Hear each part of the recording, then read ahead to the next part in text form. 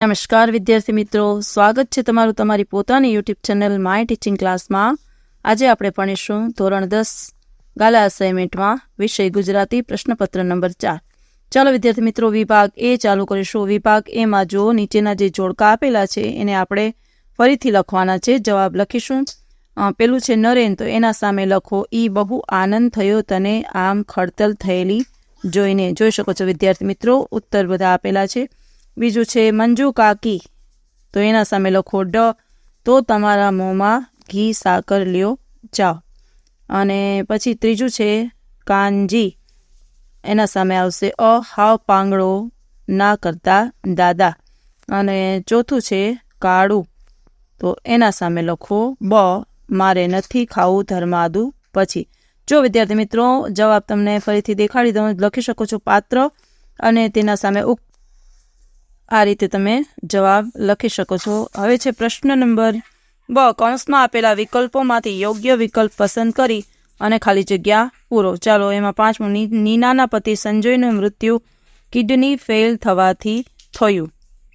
છઠ્ઠું, ભરૂચી નાકાથી બોરબાઠા આગળ વહેતી નર્મદાને લેખકે ભેખડવતી કહી છે। જો વિદ્યાર્થી મિત્રો, જવાબ તમને ચોખ્ખો દેખાય એ રીતે દેખાડું છું, લખી શકો છો ખાલી જગ્યાનો જવાબ। સાતમું છે ડુંગરે તેની નજર ગગનના માર્ગે સ્થિર કરી। પછીનું છે આઠમું, સાંકડી અને નિર્જન ખીણોમાં ફરવાનો લેખકનો પ્રથમ અનુભવ હતો। હવે છે ક, નીચે આપેલા પ્રશ્નોના એક વાક્યમાં ઉત્તર લખો।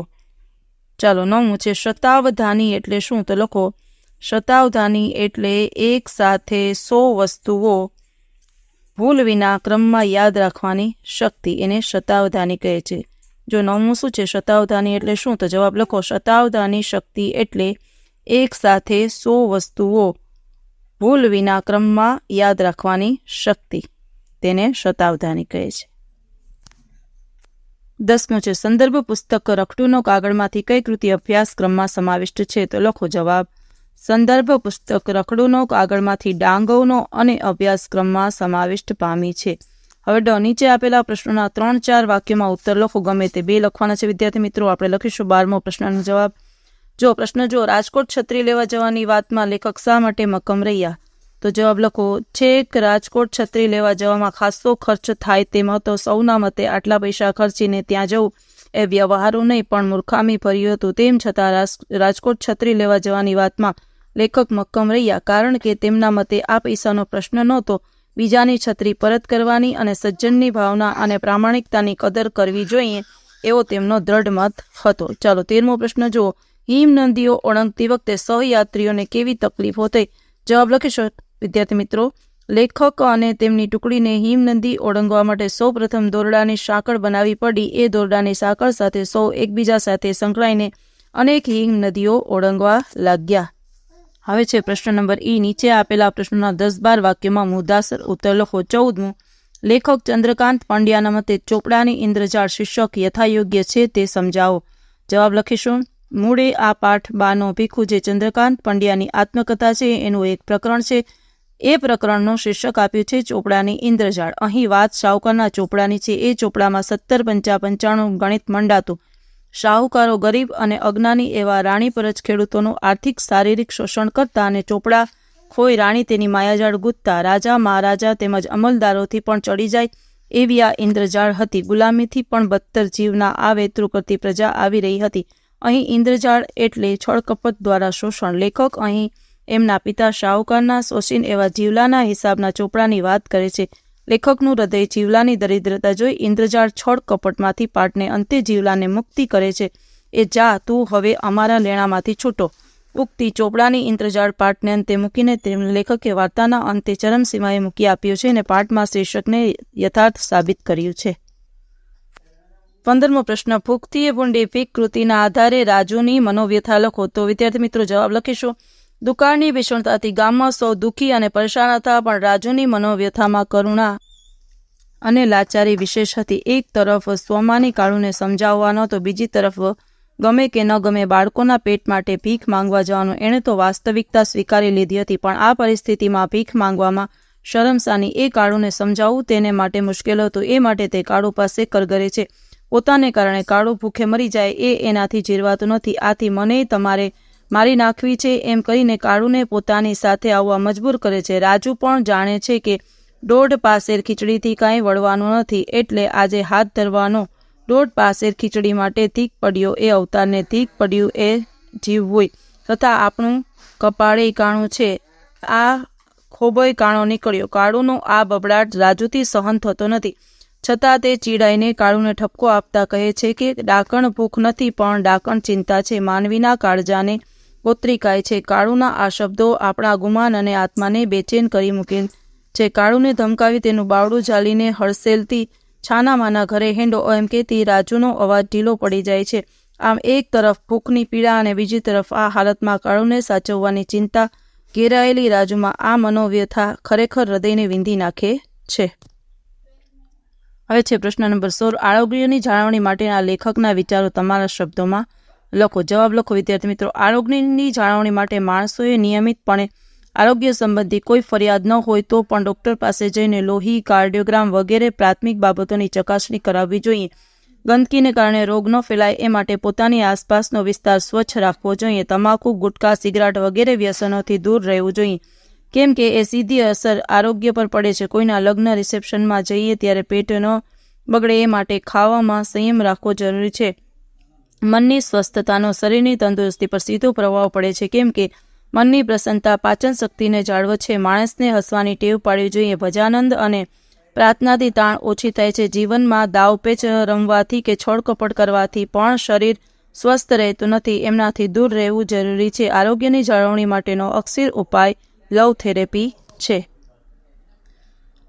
હવે વિભાગ બી ચાલુ કરીશું વિદ્યાર્થી મિત્રો. વિભાગ બી જો નીચેના જોડકા યોગ્ય રીતે જોડીને ફરીથી લખો. પદ્યકૃતિ અને કર્તા આપેલા છે. જો 17મું દીકરી તો એના સામે લખો અશોક ચાવડા બેદિલ. પછી છે શિકારીને તો એમાં લખો કલાપી. હું એવો ગુજરાતી તો એમાં લખો વિનોદ જોશી. અને વતનથી વિદાય થતા તો કે જયંત પાઠક. હવે કૌંસમાં આપેલા વિકલ્પોમાંથી યોગ્ય શબ્દ પસંદ કરી ખાલી જગ્યા પૂરો. 21મું લખો મોહ માયા વૈષ્ણવજનને સ્પર્શી શકતા નથી. 22મું સૂર શરણાઈ અને ભીડ દ્વારા લગ્નનું દ્રશ્ય સ્ફુટ થાય છે. 23મું રાધાની આંખમાં ઉદાસી હોવાનું કારણ કૃષ્ણ વિરહ છે. 24મું સગી નણંદના વીરા સાથે કાવ્ય નાયિકાનો પતિનો સંબંધ છે. ક લખો. નીચે આપેલા પ્રશ્નોના એક વાક્યમાં ઉત્તર લખો. જો શું છે શીલવંત સાધુના જીવનમાં શામાં એકત્વ જોવા મળે છે? 25મું તો જવાબ લખીએ. શીલવંત સાધુના જીવનમાં મન, વચન અને વાણીમાં એકત્વ જોવા મળે છે. 26મું લખો વતનની હદ પૂરી થતાં કોને પાછા જવાનું છે? તો લખો વતનની હદ પૂરી થતાં કૂતરાને પાછા જવાનું છે. હવે નીચે આપેલા પ્રશ્નોના 3-4 વાક્યોમાં ઉત્તર લખો. જો વિદ્યાર્થી મિત્રો 27મો પ્રશ્ન છે કવિ આપણને શાંત રહેવાની શિક્ષા માટે આપે છે. તો લખો આપણા હૃદયમાં ભારે દુઃખ હોય, વ્યથા હોય, પીડા હોય, પણ એને ગમે તે વ્યક્તિ આગળ રજૂ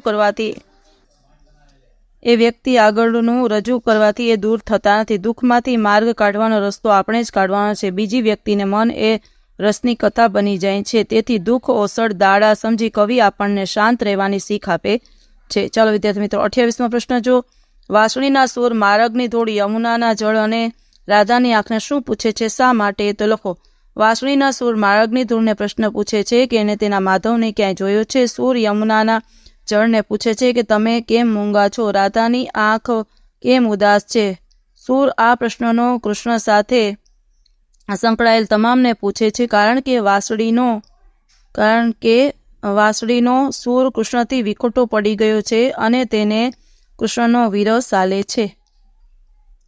29મું લખો ચાંદલિયો લોકગીતના આધારે રાત્રિનું વર્ણન કરો. તો લખો શરદ પૂનમની રાત છે. સોળે કળાએ ખીલેલો ચંદ્ર, કાવ્ય નાયિકાનો ચોકમાં જાણે ઉગ્યો હોય તેમ વાતાવરણ શીતળ, મધુર અને રમ્ય છે. એ મધુર રમ્ય રાત્રિના આનંદની ઉત્સુકતાને લીધે સ્ત્રી પુરુષો ગરબે રમે છે. હવે નીચે આપેલા પ્રશ્નોના 10-12 વાક્યોમાં મુદ્દાસર ઉત્તર લખો. જો 30મું દીકરી ગઝલમાં વ્યક્ત થયેલ પિતાના મનોભાવો જણાવો. તો લખો દીકરી ગઝલમાં કવિએ દીકરીના ગૌરવ અને ગુણો મૂલવ્યા છે. કવિને સ્વર્ગની એક દીકરી દેવીમાં દીકરીની ઝલક દેખાય છે. દીકરી સુખડ, ચંદન જેવી સુગંધ અને શીતળતા આપે છે. કુમકુમના તિલકમાં દીકરીનું સૌંદર્ય વસ્યું છે. દીકરીના હૈયામાં સ્નેહનું ઝરણું વહે છે. એટલે જ એ મીઠડી લાગે છે. કોઈ વર્ષો સુધી ખડકમાંથી સુંદર શિલ્પ કોતરે એવી નકશીદાર દીકરી છે. લાજ, મર્યાદા, શરમ, ગૌરીવત જેવી પરંપરાગત હારમાળામાં દીકરી હંમેશા ફડકમાં ઉછળતી રહે છે. એને શિરે હાથ ફેરવી વહાલ કર્યું. આશીષ આપ્યા એ દીકરી આજે કેવી સમજદાર થઈ ગઈ છે. આજે મને હાથ દે છે, અર્થાત મને સહારો દે છે. આવી વહાલી દીકરીને કેમ ભૂલાય? જ્યારે શરણાઈના સૂર સાંભળું છું ત્યારે સગા સંબંધીઓની પીડમાં પણ મારી આંખો ભીની થઈ જાય છે અને એ ભીની પલકમાં મારી દીકરી જ મને પ્રત્યક્ષ દેખાય છે. આમ વહાલી અને મીઠડી દીકરીના ગૌરવભર્યા સ્થાન અને માન હંમેશા પિતાના હૃદયમાં રહેવાના. 32 લોકો સારસીના ઉડી જવાથી કવિ પર થયેલી અસર તમારા શબ્દોમાં લખો. જવાબ લખો વિદ્યાર્થી મિત્રો. સમગ્ર કાવ્યમાં ગ્રામ જીવનનો સંદર્ભ છે. પોતાના ખેતરમાં હળ છે, બળદ છે, મા છે, મહુડો છે, શેઢો છે, સારસી છે. અચાનક પોતાના ખેતરમાં શેઢેથી સારસી ઉડી જતા કવિ વ્યાકુળ થઈ જાય છે. કવિને ક્યાંય ચેન પડતું નથી, એટલે તે બપોરે જમવા માટે ઢોચકીમાંથી કાઢેલી છાશને ફરી ઢોચકીમાં રેડી દેવાનું અને રોટલા બાંધી દેવાનું એમની માને કહે છે. હવે તેમને ખાવામાંય રસ રહ્યો નથી. જમ્યા પછી ચલમ ફૂંકવામાં ને મજા આવતી હતી, તેમાં પણ તેમને કસ જણાતો નથી. કેવળ શૂન્ય મનસ્ક થઈને તેને મહુડીની છાંય નીચે પડી રહેવામાં આનંદ આપે છે. ભલે આકાશ રેલાઈ જાય, ગળા સુધી ઘાસ ઉગે, તો પણ તેમને એની પરવા નથી. હવે તો બળદને હળ જોતરવાની પણ ન પાડી દે. સારસીના પ્રતીક દ્વારા તે પ્રતિબિંબિત થાય છે. હવે વિભાગ સી ચાલુ કરીશું વિદ્યાર્થી મિત્રો. વિભાગ સી જુઓ. માંગ્યા પ્રમાણે ઉત્તર લખો. કૌંસમાં આપેલા વિકલ્પોમાંથી સાચો વિકલ્પ પસંદ કરીને ઉત્તર લખો. 33 છે. નીચેના શબ્દોની સાચી જોડણી સુધારીને લખો. જો સુરક્ષિત તો લખી શકો છો સુરક્ષિત. કુલદીપક તો કુલદીપક.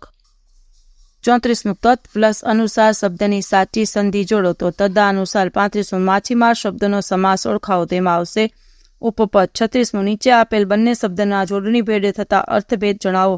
માંદા તેમાં આવશે બીમાર અને માદા તો આવશે સ્ત્રીજાત. હવે 37 સૂર્ય મંદિરે ધવલતો ગુંજરતો હું ધવલ તેજનો ભૃંગ વાક્યમાંના અલંકારનો પ્રકાર, તેમાં આવશે રૂપક અલંકાર. 38 વાર્ષિક શબ્દમાં કયો પ્રત્યય રહેલો છે તે જણાવો, તેમાં આવશે પર પ્રત્યય. 39 નીચેના શબ્દોના સમાનાર્થી શબ્દ શોધીને લખો. તો કૂપ તો કે કૂવો અને પય તો કે પગ. 40 ઉદારતા સંજ્ઞાનો આપેલા વિકલ્પોમાંથી સાચો પ્રકાર શોધીને લખો. ઉદારતા તેમાં આવશે ભાવવાચક સંજ્ઞા. ચાલો પછી છે નીચેના પ્રશ્નોના માંગ્યા પ્રમાણે ઉત્તર લખો. 41 નીચેના રૂઢિપ્રયોગનો અર્થ આપો. ધ્વજ ફરકાવવો તો એમાં લખો વિજય મેળવવો. 42 નીચે આપેલ કહેવતનો અર્થ લખો. બોડીને ત્યાં વળી કહાકી કેવી તો લખો. જેની પાસે ખાવાનું ન હોય એવા ગરીબ પાસે સાધન ક્યાંથી. જો લખી શકો છો વિદ્યાર્થી મિત્રો. જેની પાસે ખાવાનું ન હોય એવા ગરીબ પાસે સાધન ક્યાંથી. 43 નીચેના શબ્દ સમૂહ માટે એક શબ્દ લખો. રસ્તાનો જાણકાર તો એમાં આવશે ભોમિયો. 44 લખો. નીચેના શબ્દનો વિરોધી શબ્દ લખો. રસ્તાનો જાણકાર તો કે ભોમિયો અને નીચેના શબ્દનો વિરોધી શબ્દ લખો તો સુગંધ તો કે દુર્ગંધ. નીચેના વાક્યને કર્મણીમાં ફેરવો. હું તો ભૂતકાળ બાદ કરીને જીવતો હતો. મારાથી તો ભૂતકાળને બાદ કરીને જીવાતું હતું. 46 પ્રશ્ન. નીચેના તળબલા શબ્દનો શિષ્ટ રૂપ લખો. વાળું તો કે રાતનું ભોજન. 47 નીચેના વાક્યમાંથી વિશેષણ શોધીને તેનો પ્રકાર જણાવો તો લખો. રીસાળ શિશુને બોલાવતી બા હતી. બોલાવતી તો આવશે ક્રિયાવાચક. 48 નીચેના વાક્યમાંથી ક્રિયા વિશેષણ શોધી તેનો પ્રકાર જણાવો. 48 પ્રશ્ન. ક્રિયા વિશેષણ શોધી તેનો પ્રકાર. વૈભવ એકાએક રડવા લાગ્યો તો એમાં આવશે એકાએક રીતિવાચક. હવે 39 પ્રશ્ન. ત્રિભુવન શબ્દના ધ્વનિ ઘટકો સ્વર અને વ્યંજન છૂટા પાડો તો લખો. ત પ્લસ ર પ્લસ ઈ પ્લસ ભ પ્લસ ઉ પ્લસ વ પ્લસ અ પ્લસ ન. 50 નીચેના વાક્યનું પ્રેરક વાક્યમાં રૂપાંતર કરો. દિશા ચા બનાવે છે તો જવાબ લખો. દિશાથી ચા બનાવાય છે. હવે 51 નીચેની પંક્તિમાં રહેલો છંદ ઓળખાવો. જવાબ લખો. પ્રશ્ન જુઓ. તીરથી પામવા પક્ષી વ્યર્થ આ ફરતા મથે. તીરથી પક્ષી તો નાના કિંતુ સ્થૂળ મળી શકે તો એનો જવાબ આવશે અનુષ્ટુપ. 52 છે. યમ ન સભ લગા કયા છંદનું બંધારણ છે તેમાં લખો શિખરણી છંદ. હવે વિભાગ ડી ચાલુ કરીશું વિદ્યાર્થી મિત્રો. વિભાગ ડીમાં 53 પ્રશ્ન. જો નીચેની કાવ્ય પંક્તિનો આશરે 15 વાક્યમાં અર્થ વિસ્તાર કરો. જો ઉત્તમ વસ્તુ અધિકાર વિના મળે તદપી અર્થ નવસરે. મત્સ્ય ભાંગી બગલો મુક્તાફળ દેખી ચંચુ ના ભરે. જવાબ લખીશું. યોગ્યતા વિના ઉત્તમ વસ્તુ મળે તો પણ કશો અર્થ સરતો નથી. એ સત્ય કવિએ અહીં માર્મિક દ્રષ્ટાંત આપીને સમજાવ્યું છે. કેટલીક વાર વ્યક્તિને સુંદર અને ઉત્તમ ચીજ અનાયાસે મળી જાય છે, પરંતુ જો મનુષ્યમાં લાયકાત ન હોય તો તે વસ્તુ નકામી નીવડે છે. બગલાને માછલાની ભૂખ હોય છે, માછલા એને મન સર્વસ્ત્ર હોય છે. એવા બગલાની સામે સાચા મોતીનો ઢગલો કરવામાં આવે તો તે એમાં ચાંચ પણ માણશે નહીં. બગલા માટે એ સાચા મોતી પણ નિર્થક છે. આંધળા આગળ આરસી શા કામની, મકંટને ગાદી પર બેસાડો તેથી શું? અપાત્ર માણસના હાથમાં લાખો રૂપિયા આવી જાય તેથી કંઈ તેનામાં તે રૂપિયા સાચવવાની કે તેનો સદુપયોગ કરવાની યોગ્યતા કે સમજ આવી જતી નથી. રાજ સિંહાસન પર બેસવાથી કંઈ મનુષ્ય રાજનીતિજ્ઞ રાજા બની જતો નથી. અયોગ્ય માણસને અકસ્માતે કોઈ સારી વસ્તુ મળી જાય તો પણ એ તેને માટે છેવટે તો નિર્થક જ સાબિત થાય છે. સમાજમાં ઘણીવાર અપાત્ર વ્યક્તિઓ સંજોગો વશાત ઊંચા હોદ્દા પર છે, ઊંચા સ્થાને બેસી જાય છે, પરંતુ યોગ્યતાના અભાવે છેવટે નિષ્ફળ જાય છે.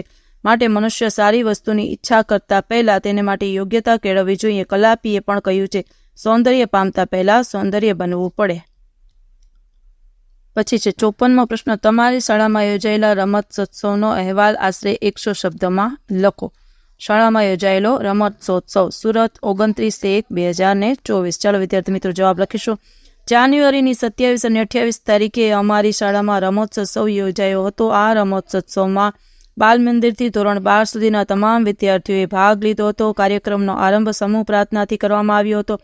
પછી શાળાના વ્યાયામ શિક્ષક શ્રી પ્રફુલ્લભાઈએ સૌને કાર્યક્રમની રૂપરેખા સમજાવી.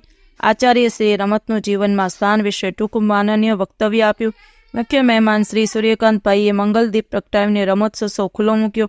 પછી અલગ અલગ મેદાનો પર કબડ્ડી, ખોખો, વોલીબોલ અને બાસ્કેટબોલ જેવી રમતો શરૂ થઈ. નાના બાળકો માટે સિક્કા શોધ, ચંપલ શોધ, કોથળા શોધ, ત્રિપક્ષી દોડ, સંગીત ખુરશી, દેડકા દોડ અને લીંબુ ચમચી જેવી રમતો યોજવામાં આવી હતી. એમાં સર્જાયેલા અનેક રમૂજી દ્રશ્યો જોવાની ખૂબ મજા પડી. ઉપરાંત લાંબો કૂદકો, ઊંચો કૂદકો, ગોળા ફેંક, ભાલા ફેંક, બરછી ફેંક અને લાંબી કૂદ જેવી રોમાંચક રમતો પણ રમાઈ હતી. સૌને ખૂબ આનંદ થયો. 56મો પ્રશ્ન છે. સોરી વિદ્યાર્થી મિત્રો, 56મો પ્રશ્ન છે. ગમે તે એક વિષય પર આપેલા મુદ્દાને આધારે 250 શબ્દોમાં નિબંધ લખો. ચાલો લખીએ. કન્યા વિદાય એક કરુણ મંગલ પ્રસંગ. લખી શકો છો. દીકરી ઉંમર લાયક થાય, પરણવા યોગ્ય કન્યા બને એની પહેલી ખબર ઘરમાં થાય છે. ડુંડે બેઠા રૂડા દાણા, પટલાણી ઓણ કરી દઈએ દીકરીના આણા. એમ કહેનારા પિતાને તો દીકરીના માં કહે એટલે એને માટે વર મૂર્તિઓ શોધવાનો હોય છે. પિતા માટે એ મીઠી ચિંતા હોય છે.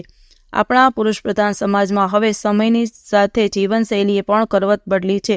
દીકરી એ સાપનો ભારો નથી રહી. દીકરાની જેમ મા બાપના લાડકોને એને મળે છે. મા પહેલા પ્રેમ લાડ કરે છે, પછી ગુસ્સો કરે છે. પિતા પ્રકૃતિ એ કઠોર હોય છે, તે પહેલા ગુસ્સે થાય છે, પછી પ્રેમ લાડ કરે છે. પિતાને સમજવા માટે દીકરીને પરમાત્માએ અનોખું હૃદય આપ્યું છે. ઉછળતી કૂદતી રમતી દીકરીને શાળાએ જતા માં કહે છે, બેટા આવતા જતા ધ્યાન રાખવાનું હો, કોઈ અજાણી વ્યક્તિ સાથે વાત ન કરવી, બોલાવે તો ન જવું. ચકોર દીકરી આ વાતનું પૂરું ધ્યાન રાખતી, પણ ઉંમર થતાં સ્વાભાવિક રીતે જ કોઈ એને ગમવા લાગે છે. મા બાપને પણ ઉંમર લાયક દીકરીની સહજ સ્વાભાવિકતા ગમે છે. બહેનપણી કે સ્નેહના લગ્નની વૈદિક પ્રથાના ઉમંગમય વાતાવરણમાં કન્યાની આંખોમાં પણ સ્વપ્નો કોળવા માંડે છે અને અજાણી વ્યક્તિને પોતાની કરીને ગમતા સૌ સ્નેહીજનોના આશીર્વચન લઈને સાસરે જાય છે કે વિદાય લે છે. અનિલ જોશીએ કન્યા વિદાય કાવ્યમાં કેસરિયાવાળો સાફો સમી સાંજનો ઘરનું ફળિયું લઈને ચાલતો દર્શાવ્યો છે. વાતાવરણ માત્ર કરુણ નથી, મંગલમય કરુણ છે. મનુષ્ય ક્યારેક રૌદ્રનો ભોગ બને છે, ક્યારેક શૃંગારનો અનુભવ કરે છે, ક્યારેક વીર રસની ગાથા સાંભળે છે, ક્યારેક બીભત્સ વાતાવરણના સકંજામાં સપડાય છે. પણ કન્યાની વિદાય એ એની મંગલમય કરુણાની પવિત્રતાથી હૃદયના તળને મૌનમાં ધકેલી દે છે. પૈડું સિંચતા રસ્તો આપો, કોલાહલમાં ખૂપે, શૈશવની ચિતરેલી શેરી શૂન્યકારમાં ડૂબે. ચલો, એક બાજુ કન્યાના બાળપણની રૂડી રૂપાળી દુનિયા ડુસ્કા પરથી દૂર હડસેલાય છે, ત્યાં કેસરિયાવાળો સાફો સાથે આંગળી પકડીને અજાણ્યા મુલકની મુસાફરી કરવાની છે. ભાવિ જીવનયાત્રાનો એક વિશિષ્ટ પડાવ કન્યાની મનસ્થિતિનો ગમતીલો વિરહ. કન્યા વિદાયનું આ દ્રશ્ય જોઈને જેને કન્યા સાથે કશી લેવા દેવા ન હોય એની આંખો પણ આંસુથી ઉભરાઈ જાય છે. કન્યા વિદાય વેળાએ બધું શાંત પડી જાય છે. સૌના મોં પર ગમગીની છવાઈ જાય છે. સગા સંબંધીઓને ભેટીને દીકરી મા બાપના ઘેરથી વિદાય લે છે. આ વખતનું દ્રશ્ય અત્યંત કરુણ હોય છે. કોઈ કાંઈ બોલતું નથી. સૌની આંખો આંસુઓથી છલકાઈ જાય છે. એમાંય મા બાપ માટે કન્યા વિદાયનો પ્રસંગ અસહ્ય બની જાય છે.